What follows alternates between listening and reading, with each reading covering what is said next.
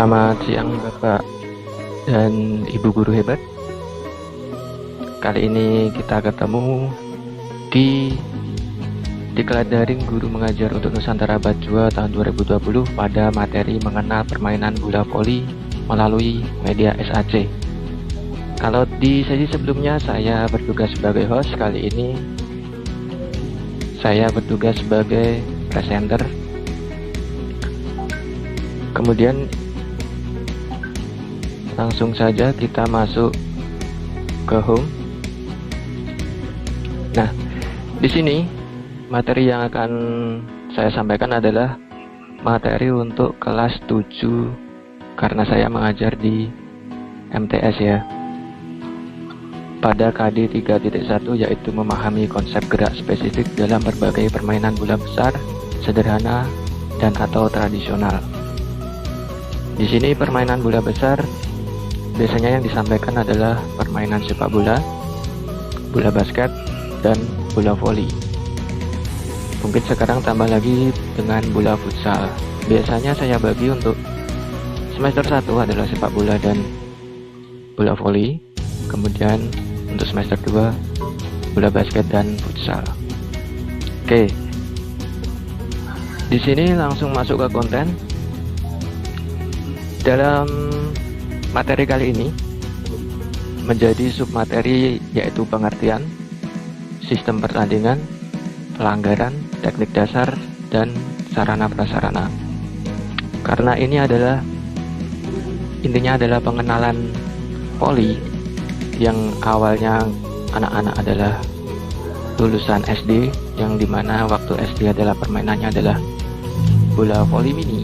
Nah, di sini mulai kita kenalkan dengan permainan bola voli yang sebenarnya. Oke, masuk ke pengertian. Pengertian di sini adalah bola voli merupakan permainan olahraga yang dimainkan oleh dua grup berlawanan. Kita bisa ambil contoh grup A melawan grup B,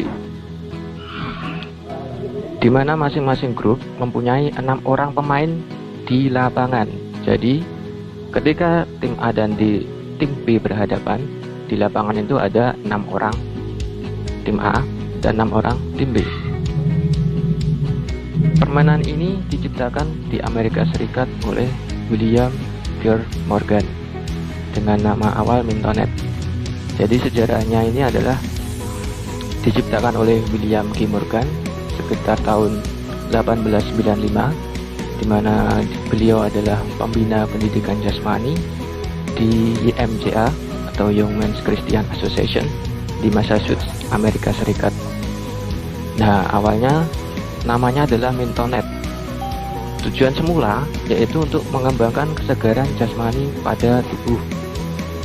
Ya, pada saat dulu umumnya itu adalah senam. Jadi kalau bosan dengan senam, akhirnya diciptakanlah bola voli ini, atau nama awalnya adalah Mintonet. Kemudian permainan ini diubah menjadi volleyball, yang artinya memvoli bola secara bergantian pada tahun 1892. Ya, jadi kalau istilah memvoli itu bola belum jatuh tapi sudah kena pukul. Jadi kalau ada sepak bola tendangan voli, jadi bolanya belum jatuh sudah ditendang. Nah, itu adalah istilah volleyball di sini. Kemudian pertama kali dipertandingkan di Polandia tahun 1948. Dan organisasi yang pertama adalah IVBF, International Volleyball Federation. Nah, untuk internasional sekarang adalah FIVB sebagai induk organisasi internasional, sedangkan di Indonesia namanya adalah PBVSI atau Persatuan Bola Voli Seluruh Indonesia. Kemudian untuk secara simpelnya, perhitungan angka itu adalah jika pihak musuh memasukkan bola ke dalam daerah kita, maka kita kehilangan bola dan musuh mendapatkan poin.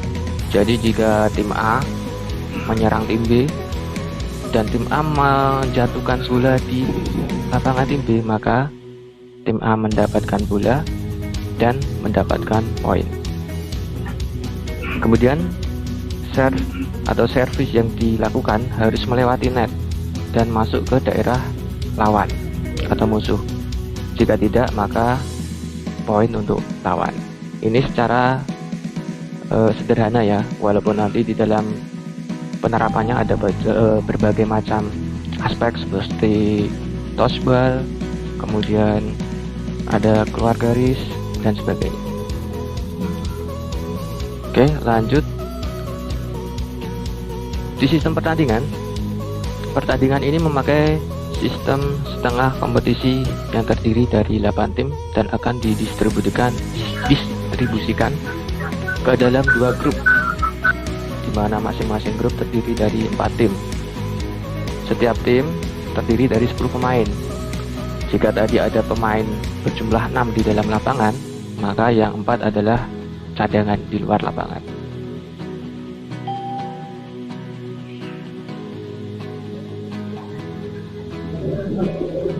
Kemudian pergantian pemain inti dan cadangan saat pertandingan berlangsung bebas, tidak dibatasi. Jadi kalau sepak bola maksimal 3, ini tidak dibatasi. Jika pemain, misal ada sistem namanya rotasi ya, jadi ketika pemain yang andal di sistem smash dia rotasi ke belakang, maka biasanya dia diganti dengan yang jago servis. Ketika yang jago servis rotasi, dia mungkin akan diganti menjadi libero. Nah, libero kalau waktunya posisi tukar lagi ke depan kan nggak boleh, jadi dia ganti lagi dengan misal middle blocker atau smash gitu, jadi tidak dibatasi. Di sini nomor 5, jumlah pemain minimum yang boleh bermain adalah 4 orang. Jadi misal tadi ada 6 orang, kemudian ada kartu merah atau mungkin anggota tim lainnya nggak hadir, yang hanya ada di lapangan 4 orang masih boleh. Tapi kalau 3 orang sudah dianggap kalah. Berikutnya yang nomor 6, jika di lapangan terdapat dari 4 orang, maka tim, nah ini tadi dianggap kalah. Nomor 7, setiap pertandingan berlangsung 3 babak, kecuali pada 2 babak sudah dipastikan pemenangnya, maka babak ketiga tidak perlu dilaksanakan. Jadi biasanya umumnya kalau sistem babak penyisihan itu adalah best of 3.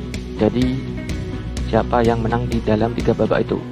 Kalau misal babak pertama tim A menang, babak kedua tim B menang, maka babak ketiga siapa yang menang. Tapi kalau sudah babak pertama tim A, kedua tim A, sudah tidak usah babak ketiga. Itu kalau best of 3. Kalau ada best of 5 sampai 5 pertandingan, dicari 3 kemenangan. Kalau ini cukup 2 kemenangan. Kemudian suara saya jelas ya?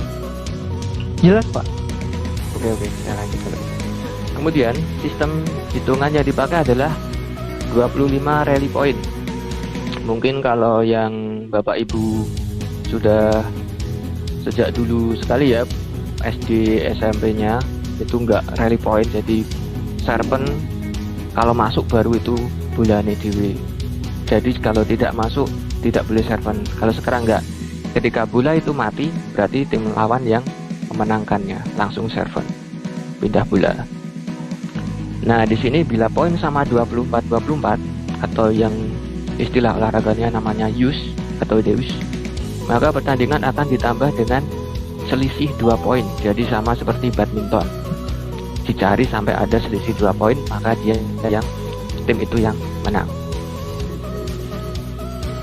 Kemudian yang ke-9, kemenangan pertandingan penyisihan mendapatkan nilai 1 atau yang mendapat nilai sama. Maka penentuan juara grup runner up akan dilihat dari kualitas angka pada set yang dimainkan. Jadi kalau menangnya poinnya banyak, otomatis kalau sama-sama mendapat nilai 1, poin penyisihan dilihat dari skornya. Misal menangnya 25, lawannya cuma 5, berarti kan menang telak. Kalau 25-20, jadi kan selisihnya cuma sedikit. Oke, lanjut. Pelanggaran. Nah, di sini pemain menyentuh net atau melewati garis tengah lapangan. Jadi namanya adalah netting. yaitu misal pemain tim A memukul bola di atas net atau namanya smash dan terlalu kencang, akhirnya tangan menyentuh net. Nah, itu namanya netting, otomatis pelanggaran. Atau mungkin ganti pemain B, ketika tim A smash, tim B ngeblok, tapi ketika jatuh garisnya kakinya melewati garis tengah lapangan, jadi pelanggaran. Yang kedua, dilarang melempar ataupun menangkap bola. Jadi namanya volley itu jelas memvolley, jadi tidak ada istilah dipegang kemudian dilempar, ataupun ketika bola datang ditangkap seperti basket, baik itu basket chest pass atau overhead pass, tidak boleh, harus langsung dipantulkan, dipassing. Bola voli wajib dipantulkan tanpa terkena lantai ataupun dasar lapangan. Jadi kalau sampai menyentuh lantai yang di dalam lapangan ya, otomatis poin untuk tim lawan. Tapi kalau menyentuh lantai luar lapangan, otomatis kita yang dapat poin. Yang ketiga adalah bola yang dipantulkan keluar dari lapangan, belum dihitung sebagai out sebelum akhirnya menyentuh permukaan lapangan. Ya, jadi kalau bola dipantulkan keluar dari lapangan belum dihitung out sebelum menyentuh permukaan lapangan. Yang keempat, pada saat servis, bola yang melewati lapangan dihitung sebagai poin bagi lawan. Jadi kalau keluar berarti poin bolanya untuk lawan. Begitu juga sebaliknya, penerimaan servis lawan yang membuat bola keluar. Misal tim A servisnya kencang sekali sampai tim B penerimaannya kurang baik dan bola keluar, maka poin bagi yang servis kencang tadi karena tidak bisa mengembalikan. Yang kelima, seluruh pemain harus ada dalam lapangan pada saat servis dilakukan. Jadi ketika posisi pemain nomor 1 itu sebagai servis, 1 itu server ya, nomor 2 sampai dengan nomor 6 harus ada di lapangan, di dalam lapangan. Yang ada di luar lapangan hanya server. Kemudian nomor 6, pemain melakukan spike di atas lapangan lawan. Jadi tangannya itu melewati net tadi. Yang ketujuh, seluruh bagian tubuh legal untuk memantulkan bola terkecuali dengan cara menendang atau menggunakan kaki. Jadi bagian tubuh legal, nggak apa-apa memantulkan bola.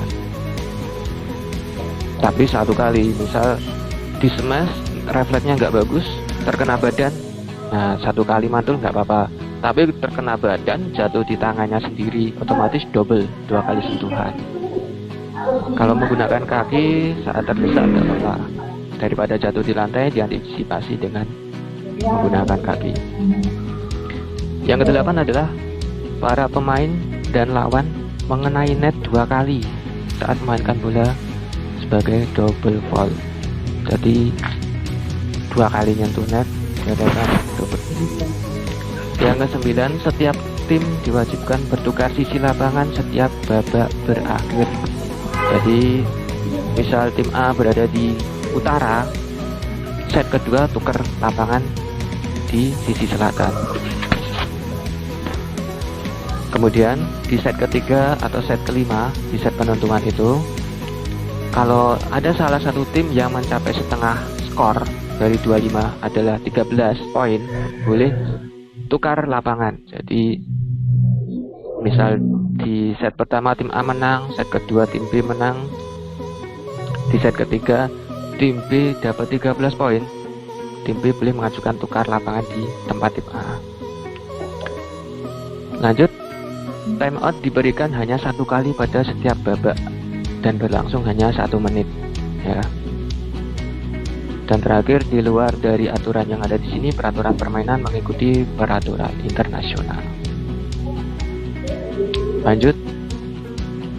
Nah, ini adalah indikator yang harus dicapai anak-anak saya di kelas 7, yaitu teknik dasar ya. Yang pertama adalah servis. Jadi istilah dalam volley perkenaan tangan itu ada 4: service, passing, smash, dan block. Yang pertama adalah service. Service saat ini bukan sebagai awalan dari suatu permainan saja, jadi bukan hanya di service pokoknya melewati lapangan gitu. Nah, sekarang dianggap serangan pertama, jadi dia menggunakan service bawah, service atas, jump float, ataupun jump service. Intinya menyerang di awal adalah dengan service. Service sendiri terdiri dari bawah dan atas. Ya, standarnya itu ada bawah dan atas. Biasanya anak-anak putri menggunakan service bawah, kalau anak putra menggunakan service atas. Service bawah adalah caranya berdiri di area service, kemudian badan menghadap ke lapangan, kemudian memegang bola voli misal di tangan kiri, kemudian tangan kanan mengepal, diayunkan dari bawah ke atas. Bola voli dilambungkan ke atas, kemudian tangan yang digunakan untuk servis, tangan kanan tadi diayunkan ke depan sehingga bola melewati net lawan. Yang kedua adalah servis atas, yaitu sama, berdiri di belakang lapangan di tempat servis. Kemudian misal tangan kiri memegang bola, kemudian dilambungkan di atas kepala. Ketika posisi jatuh, bola jatuh, tangan kanan melakukan pukulan menggunakan telapak dengan kuat ya, dipukul dengan kuat sampai melewati net. Untuk dulu masih ada namanya servis samping, jadi servisnya itu berdiri membelakangi lapangan. Jadi kalau lapangannya di utara, dia hadap ke selatan, terus muter sampai menghadap ke lapangan. Servisnya muter, servis samping. Kemudian servis atas itu dikembangkan menjadi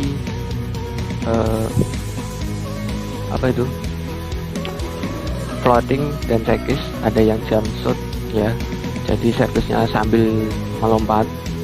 Kemudian ada yang melompat tapi tanpa putaran, jadi bolanya melayang atau floating.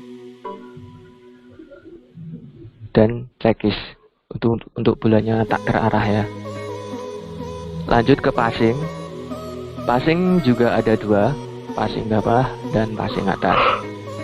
Passing bawah, badan jongkok, lutut sedikit ditekuk, tangan dirapatkan ya, dua tangan ini dirapatkan. Gerakan tangan disesuaikan dengan kerasnya kecepatan bola.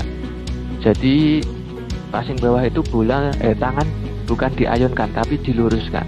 Ketika bola datang, tangan lurus, tek gitu, untuk dipassing ke setter atau tosser. Kemudian kalau passing atas, passing bawah tadi adalah fungsinya untuk bola yang jatuh ke bawah ya. Jadi kalau bolanya jatuh di depan kita tapi bolanya itu kok di depan dada, jadi nggak mungkin pakai passing atas, jadi pakainya passing bawah. Kemudian yang satunya passing atas ya, badan jongkok, sedikit ditekuk untuk lututnya dan badan condong ke muka, sikunya ditekuk, siku kanan dan kiri, jari-jari terbuka membentuk lengkungan setengah bola, jadi kayak membentuk segitiga. Ibu jari kiri ketemu dengan ibu jari kanan, kemudian disentuh dengan jari-jari tersebut. Jadi ketika bola datang, kok ini kelihatannya sampai di kepala saya, berarti pakai passing atas. Lanjut yang smash. Nah, ini biasanya belum cukup bisa untuk anak-anak ya, karena tingginya belum cukup untuk tinggi yang standar net. Jadi smash ini adalah membentuk serangan pukulan yang keras saat bola berada di atas jaring atau di atas net untuk dimasukkan ke daerah lawan. Kenapa pakai smash? Biar dipukul kencang, susah lawan untuk mengembalikannya. Jadi pakai smash ini untuk memukul bola supaya kencang, kuat, lawannya tidak bisa mengembalikan bola. Untuk yang baik harus menggunakan awalan, tolakan, pukulan, serta pendaratan. Jadi tidak hanya dia melompat ya.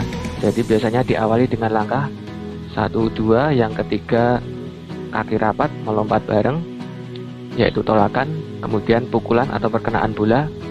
Setelah bola dipukul, mendarat. Yang terakhir adalah blok.